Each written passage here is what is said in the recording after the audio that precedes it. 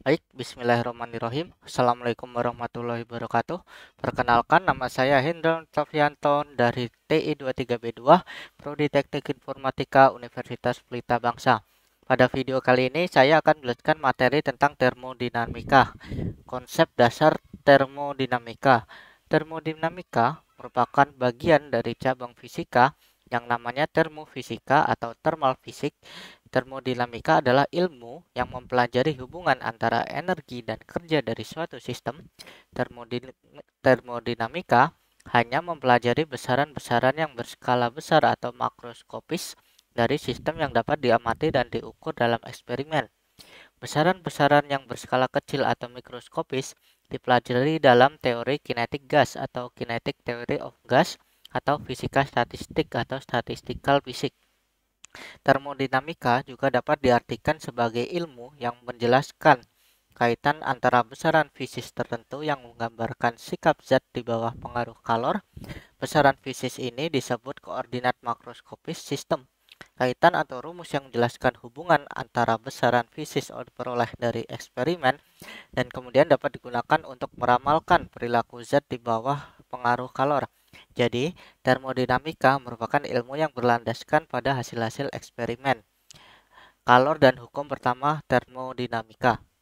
Definisi dan satuan kalor disebut juga dengan panas. Didefinisikan sebagai energi yang mengalir atau berpindah, masuk atau keluar sebuah sistem karena adanya perbedaan temperatur. Kalor berpindah dari sistem bertemperatur tinggi ke sistem bertemperatur rendah. Kalor yang masuk ke dalam sistem dianggap positif dan kalor yang keluar dari sistem dianggap negatif. Simbol Ki digunakan untuk menyatakan kalor. Proses yang menyatakan tidak ada perubahan panas atau Ki sama dengan 0 disebut sebagai proses adiabat. Kalor seperti halnya juga dengan kerjasama terkait dengan energi, sehingga satuan kalor sama saja dengan satuan energi, yaitu Joule atau J. Contoh penerapan termodinamika.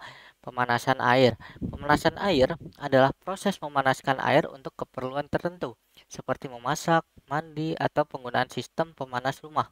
Proses pemanasan air dapat dilakukan dengan berbagai cara, tergantung pada kebutuhan dan ketersediaan sumber energi. Salah satu cara paling umum untuk memanaskan air adalah dengan menggunakan pemanas air listrik. Pemanas air listrik menggunakan elemen pemanas yang terletak di dalam tangki air untuk memanaskan air. Ketika listrik dialirkan melalui elemen pemanas, elemen tersebut akan memanaskan air di sekitarnya. Ketika suhu air mencapai suhu yang diinginkan, pemanas air akan mati secara otomatis. Selain menggunakan pemanas air listrik, air juga dapat dipanaskan dengan menggunakan pemanas air gas. Pemanas air gas menggunakan bahan bakar gas alam atau gas LPG. Ketika gas terbakar di dalam pembakar, panas yang dihasilkan akan menyebar ke dalam tangki air dan memanaskan air di dalamnya. Untuk memanaskan air dengan cara yang lebih ramah lingkungan dan hemat energi, dapat digunakan sistem pemanas air tenaga surya. Sistem ini menggunakan panel surya untuk menangkap sinar matahari dan mengubahnya menjadi energi panas yang digunakan untuk memanaskan air.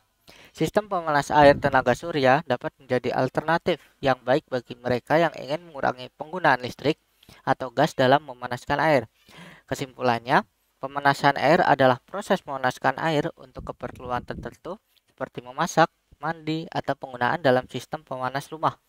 Proses pemanasan air dapat dilakukan dengan berbagai cara, seperti menggunakan pemanas air listrik, pemanas air gas, atau sistem pemanas air tenaga surya. Pilihan metode pemanasan air tergantung pada kebutuhan dan ketersediaan sumber energi. Demikian materi yang dapat saya sampaikan, kurang lebihnya mohon maaf. Wabillahi taufik wal hidayah. Wassalamualaikum warahmatullahi wabarakatuh.